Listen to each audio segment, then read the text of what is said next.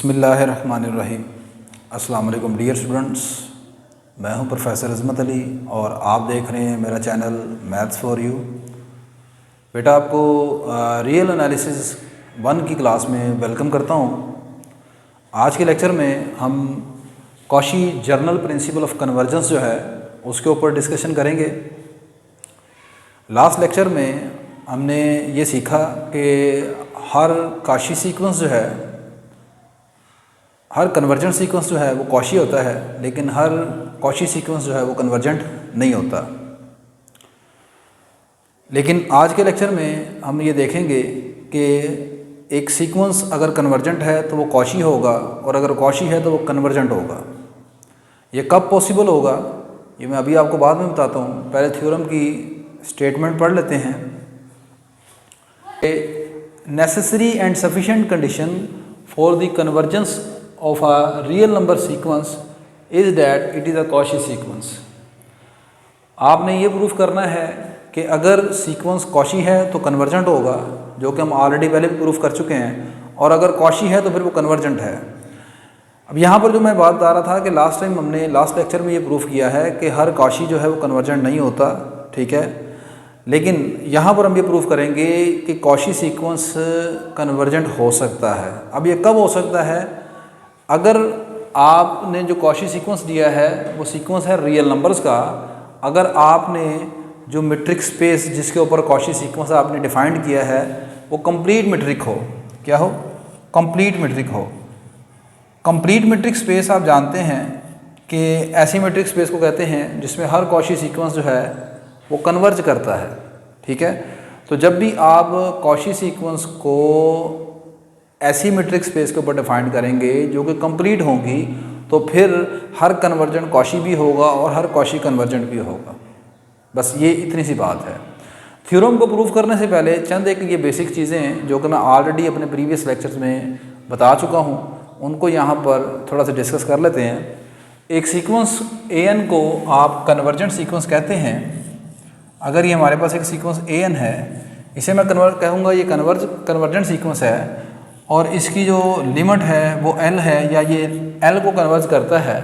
तो इसकी डेफिनेशन ये है कि एक सीक्वेंस को कन्वर्जेंट कहेंगे अगर इस सीक्वेंस की हर टर्म और उसकी लिमिट के दरमियान का जो एब्सोल्यूट डिफरेंस है वो एप्सिलॉन से छोटा हो। कब? जब आपका n जो है वो n नॉट से बड़ा या बराबर हो। n नॉट क्या है? एक नेचुरल नंबर है। कॉशी सीक्वेंस, एक सीक्वेंस an को आप कॉशी सीक्वेंस कहेंगे अगर इसकी दो टर्म्स के दरमियान का जो डिफरेंस है एब्सोल्यूट डिफरेंस वो एप्सिलॉन से छोटा होना चाहिए। कब? जब ये n और m जो है किसी नेचुरल नंबर n नॉट से बड़े हों। उसके बाद यहाँ पर हम एक टर्म इस्तेमाल हमने की है सब सीक्वेंस की। एक सीक्वेंस को आप एक सीक्वेंस अगर an आपके पास मौजूद है तो उसका सब सीक्वेंस क्या होता है? अगर उस सीक्वेंस की कुछ टर्म्स को आप उस सीक्वेंस में से डिलीट कर दें तो बाकी जो सीक्वेंस आपके पास बचेगा वो सब सीक्वेंस है। यहाँ पर बहुत ज़्यादा डिटेल में तो नहीं जा रहा, लेकिन लास्ट लेक्चर्स में मैं डिस्कस कर चुका हूँ, उनमें सब सीक्वेंस के ऊपर मैंने फुली डिटेल से डिस्कशन की है। आप उन लेक्चर को जाकर देख सकते हैं। मैंने इस पूरे रियल एनालिसिस का जो कोर्स आप पढ़ रहे हैं इसका लिंक डिस्क्रिप्शन बॉक्स में रख दिया है। आप उस लिंक पर भी क्लिक करके तमाम वीडियोज़ को देख सकते हैं। तो सब सीक्वेंस क्या है? मिसाल के तौर पर मेरे पास ये एक सीक्वेंस an है, ये -1 की पावर n है। अगर आप इस सीक्वेंस की टर्म्स लिखें तो टर्म्स से ये बनेगी, n की जगह 1 पुट करेंगे आंसर आएगा -1, फिर 1 आएगा, n की जगह 3 पुट करेंगे -1, n की जगह 4 पुट करेंगे तो 1 आएगा। तो सीक्वेंस में सिर्फ दो टर्म्स हैं, -1 + 1, -1 + 1, अप टू 100 चलता जा रहा है।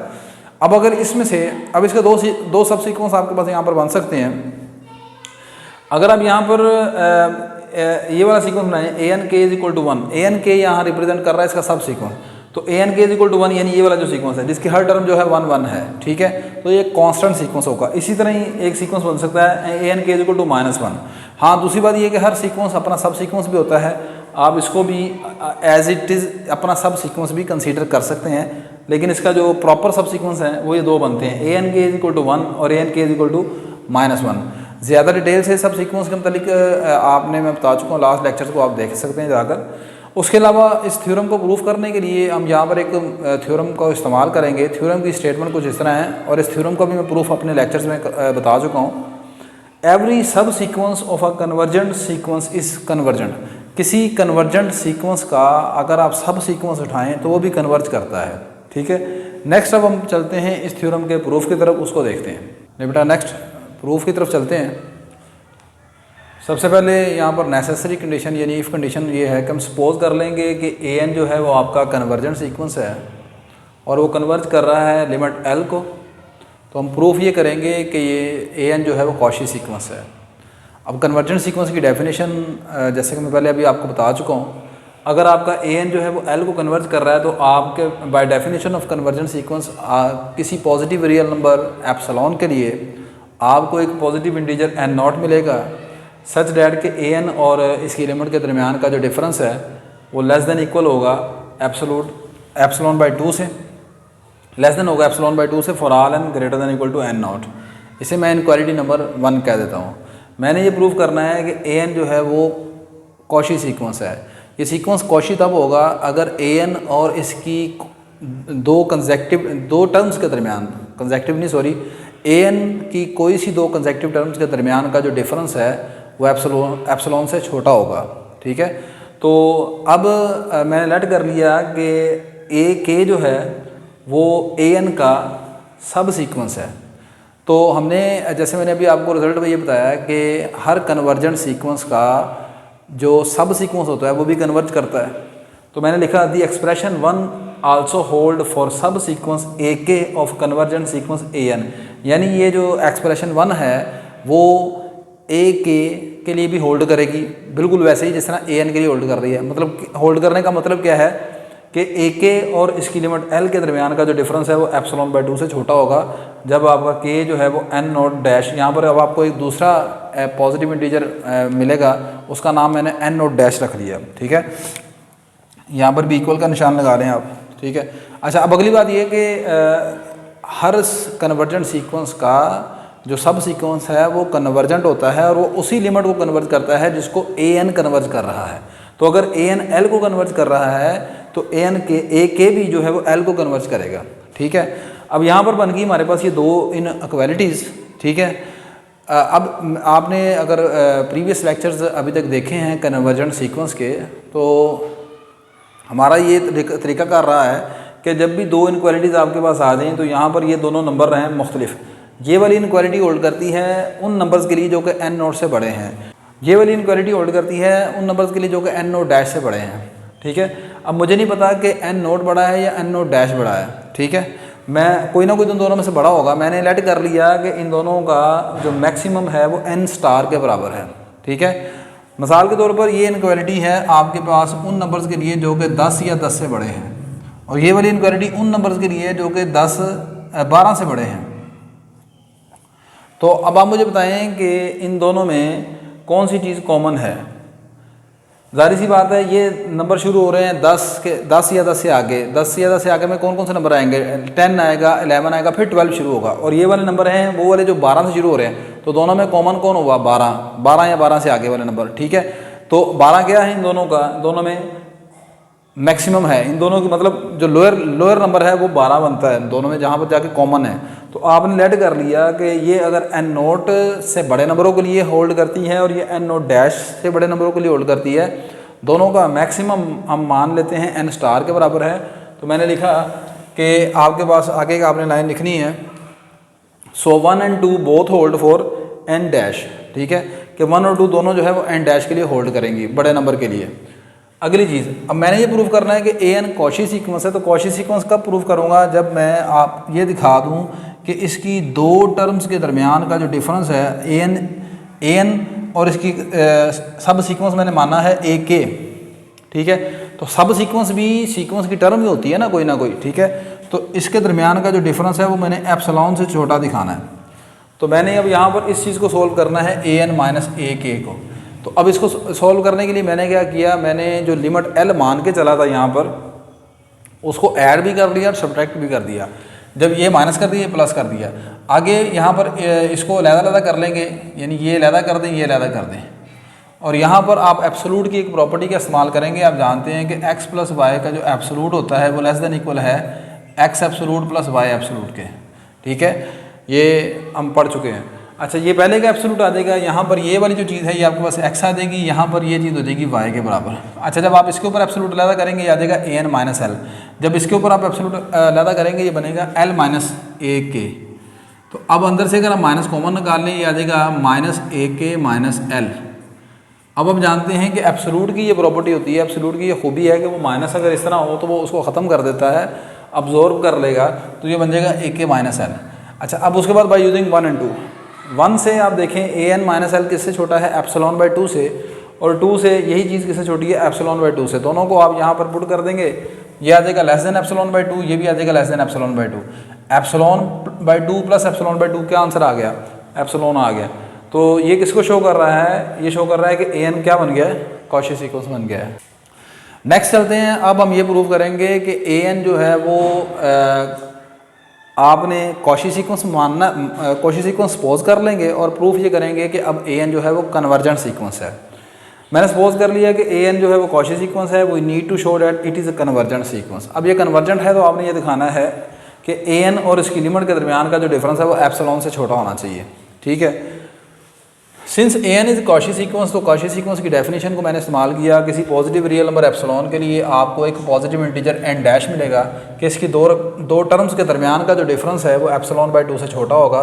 कब, जब एन और एम एन डैश से बड़े होंगे। इसे इनक्वालिटी नंबर 3 कह दिया।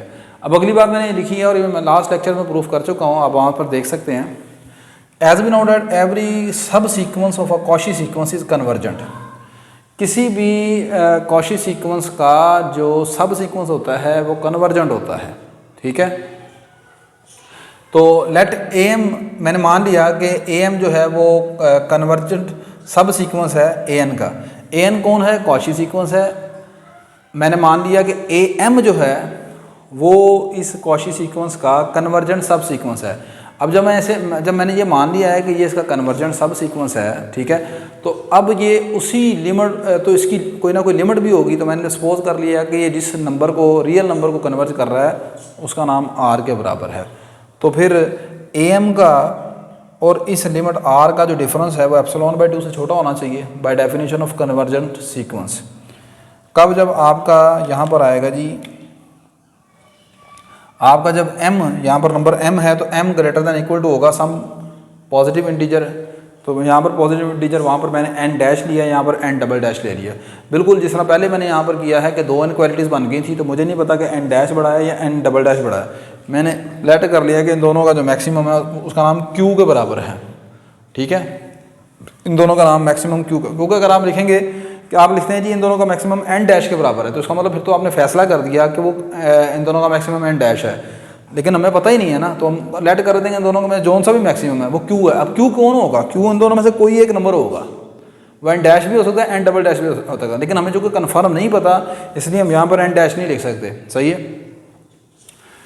अब then 3 and 4 both hold for q, तो ये तीसरी और चौथी दोनों सारी सी बात है q के लिए होल्ड करेंगे, जैसे मैंने वहाँ पर आपको बताया। अब अगली चीज़, अब मैंने ये दिखाना है कि ए एन कन्वर्जेंट सीक्वेंस है। जैसे कि अभी मैंने आपको बताया कि हर कन्वर्जेंट सीक्वेंस का जो सब सीक्वेंस होता है वो कन्वर्जेंट होता है और वो उसी लिमिट को कन्वर्ज करता है जिसको ओरिजिनल सीक्वेंस कन्वर्ज कर रहा है।